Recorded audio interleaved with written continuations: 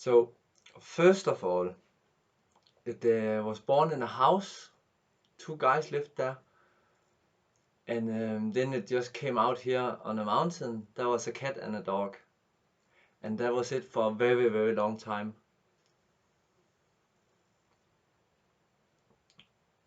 Then I took it also one time to the city, and it was more like scared, tied up to a bench while I was shopping in the small city, and one time to the big city where there was big scary dogs around, and she just climbed behind the couch in the truck because there was actually three loose shepherd dogs on the street, big dogs, and I was like, okay, we're not gonna fight with them because my two girl puppies was not that big that they would stand a chance. I reached this kind of where Roomi, the Labrador dog, reads its like limitation. She just wanted to dominate. That was so clearly, and then she dominated. It was just not enough with the cat and the dog. She needed to see something bigger. So we took on a big trip to a really nice place where they have some really nice but really big dogs. There, she was just going inside the house and hiding under the sink in the kitchen, but she had a nice encounter with those big dogs, and she was gonna see as well how she is allowed to behave to protect her property. And no one comes here, so it's really easy for her to feel like it's just her mountain.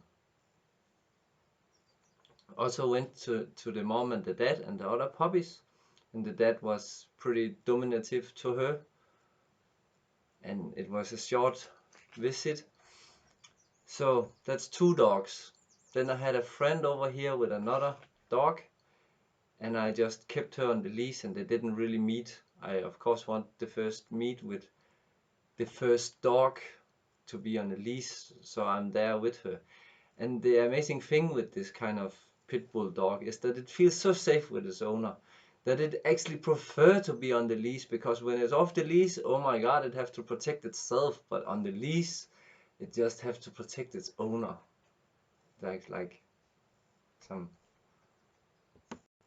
So human beings, people, Rumi actually haven't seen any girls in her childhood. One time when we took a walk in the big city, there was someone coming out with the garbage. She was beautiful and sexy and wonderful, coming, and she just pet her, and then she put down the trash, pet her, put the stuff in the trash, come back, pet her, loved her so much. And then she just started following her, like, hey, Rumi, you're my dog, remember? Yes, she's really nice. I completely understand you, but you have to come with me, and she has to go back to work. So, and then so like two places, like in 4 months, she haven't seen more than two girls, women, girls, human beings. She met one person who was here when she was free, and she could like interact with him, and he was really calm and nice, and he was here a few hours. So she kind of understand also, okay, some people are here also sometimes. And then other from this, there was some people coming and smashing me up, so I broke the arm. I don't know what she was doing, probably hiding. I had some encounters with the authority. What I did was, the first time I took her on the leash and I just tied her to the truck, just to show her. It's psychology now, but to show her, first of all, we don't go and love the people who comes here. That's the first thing she want to know as a guard dog. Cannot be like, I've been lonely for 2 days, finally someone is coming, I'm so happy. That's not the behavior we want when we make a dog that is like a canine dog to protect something, understand? So that's a desired programmation then that I am giving her. The second time was three people coming. When we were coming from this side, I put on a big iron chain around her, because sometimes she was too harsh on the cat and the other dog. And when I put a big iron chain, she cannot really run, and she have to be submissive again because she's really, really dominative. And also she actually loves the struggle and the workout, and she don't like running so much, but to run with this chain, it's not her favorite, but it make her like the other leads a lot, which she have been running a lot with. So we'd never walked in the streets and stuff, but she really understand when the leash is stuck, what she can do about it, because she had the leash so much. And she like this drag, like when they train those kind of dogs, they put them on, they cannot walk them outside of it, so they put them in a room, and they make a running board, and they put it in an angle, and then they just put a leash, and then they push the button, and then the dog have to run out until it's strong enough in a dark room. That's how some people treat those dogs, and have been treating the genes in the dog. So yeah, I really like this pull. Also, when I walk her on the leash, sometimes I try to make her puller by pulling. Every dog just walks on ice with me. But because I would love her to be able to pull something, because it's what she like to do, and she's so strong.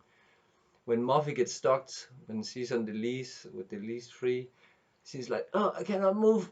Roomi is like, "Come on, okay," and then she move on, and then she get free.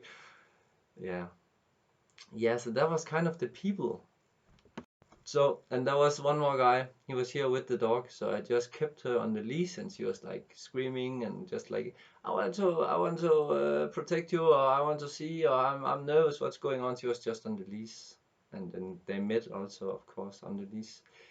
So she really don't know about that there's like a socialization world out there. She don't know that there's a big world, and she is probably gonna end up joining me at a rainbow one time or something, and meet a lot of dogs and all this kind of stuff. She don't know what is waiting. She really think life is this, the cat and the dog.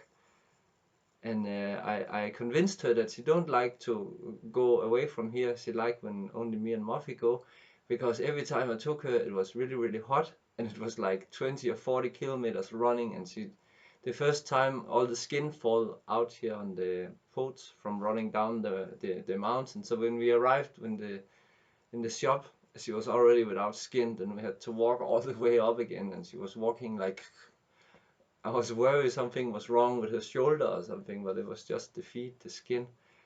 It has just been so horrible and painful for her to take the bicycle trips with me. And also, I don't think she's this kind of running dog. She really like the hills here, going up, going down, getting strong, but not like the other one, Muffy. That kind of dog kind of distresses by running. It's like really taking out the stress and the frustration. If they have some of that, then they can get it out like barking or running. And the other one, the Roomi, is more like taking something and destroying it. That's how she get the aggression out. Yeah, so that's my thought about the dogs. And yeah, on a spiritual level, I will definitely say that this kind of fighting dog is the lowest range. It's just the energy is so heavy. It's so possessive. It's like in the middle of night, she sometimes sneak on top of me, and I just wake up totally exhausted. While Muffy, she was also kind of normal, low vibrating dog, but she really started to have some shiny, shiny, shiny energy. And the cats suffer actually a lot because of the missing attention, and the interaction with the cat is really a lot more sensitive and difficult. So if you have a dog that all the time tries to run it over and stand on top of it and bite it in the neck, then the cat kind of moves a little out of the picture. That's kind of a sacrifice. So either the dog have to go on the leash, or the cat have to be a little more distance from our social life here. And yeah. So today I have been walking in the garden, and I have been collecting some flowers. A beautiful, beautiful rose. And yeah, it's just perfect. Then I have something like, I don't know the English words. It's hyldeblomst. You can boil it and make something to drink out of it. Put some sugar and then it's like a sugar drink. And if I'm lucky, it's this one with the leaves here. Then it will contract all the water out from the leaf. The leaf dries off, and then maybe it will start regrowing in between the leaves, making new roots, and I can plant it again. It's possible with this kind of tree. And then this is just they're just like those one you can blow away when they finish being yellow. And then I have this wonderful thing appearing, and I have no clue what I got. Last year it was more dry. I didn't got them, and this year I got like a present from the flowers, and I don't know what kind of present it is. I don't know if it's like a lot of seeds. Oh, come on. So that I can actually grow something and sell it, or if it's for me to eat, or it's kind of looking like this. I have no idea what it is. Whoppa! And all the seeds fall out. I cut some through. So the flies like it already, I can see. It look like this. I'm gonna lick this one and tell you what it tastes like, if it tastes poisoned. The flowers it came from is this one.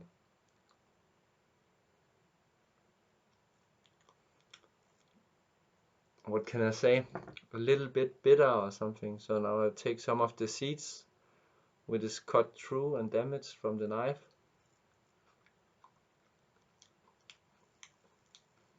I don't know really if I should eat this stuff. Blue flowers tend to be poisoned. That's my opinion about flowers.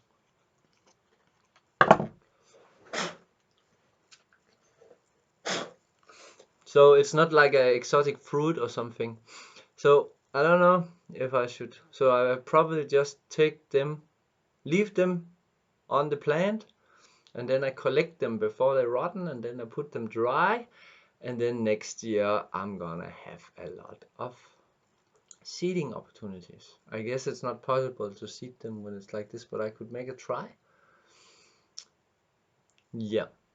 And then my sunflower, I just took the top off today. I got one sunflower, but it made some additionally flowers, so there's still some left. And how many is this? It's actually two right here. 1, 2, exactly 2, and then one beautiful one here. And I think it starts to be ready to dry in the sun. It's white in there. Maybe I can smoke those ones. I can try if it tastes good. They're for sure not poisoned. I mean, the whole plant here is eatable, right? You use the oil, you can eat the seeds. No chance that the leaves are poisoned.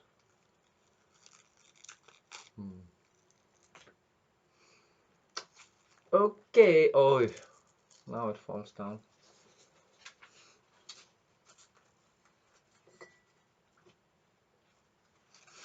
Okay, that was all for today's video.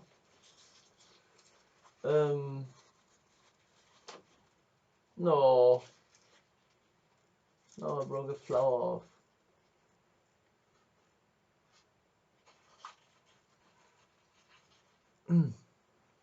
That was all for today's video. So I am gonna go more in depth about how I'm raising my dogs. The reason is also because I'm a social worker and I have been studying from being away from my home. I've been studying how social workers they have been thinking and doing since the 80s, because I was a child in this world where everything have to be evaluated, and I hear the adults talk about all the other kids, how they should be punished, how they should be helped, all this kind of stuff. And it has just been a natural part of my life that people from the government come and ask, so how was this place and how is it in your mom's place now, and how do you feel, and uh, yeah, and then I took a social education on top of this as well. I've always been close to animals, and then I had some practice in the field as well as a social worker. So what I would like to talk about, of course, on this channel, else than dogs, is of course how we're gonna raise the kids and save the earth. That's on my mind daily, but it's just very difficult to, and personal and emotional, to talk about kids. So therefore it's also more easy just to talk about animals, like the dogs and the horses and the cats and the chickens, because then we can distanciate it a little bit. But you know, I believe that we as a human being are all those animals compressed into one being. I mean, if we grow feathers, we could probably, and got strong, we could probably fly, but we don't have feathers, right? So it's not like we're different from the birds so much, or from, I mean, we have it all in our brain, what they have, just more, right? So I hope you're gonna watch the rest of this video when it comes up, when they grow up. Um, I'm gonna talk more about spirituality and dogs, and yeah, I guess it's gonna be a series of 4 videos, and this is the second one I make, because it's kind of the first. I have to remember how her interaction was, and also just to give you a picture about how much it actually means, the first interaction with the other dog, you know. Um, am I gonna be scared of other dogs, or am I gonna play with other dogs, or am I gonna be aggressive towards other dogs, you know. It's all about the first probably 10 interactions, you know. That's a lot of dogs you're gonna know, and yeah, everything is forming us. Every experiencing are getting starved in our memory, in our muscles, in our entire body. And when there's an empty plate, it's really important to give her the best inputs ever. Okay, let's see how we're keeping up, and see you another time. Bye.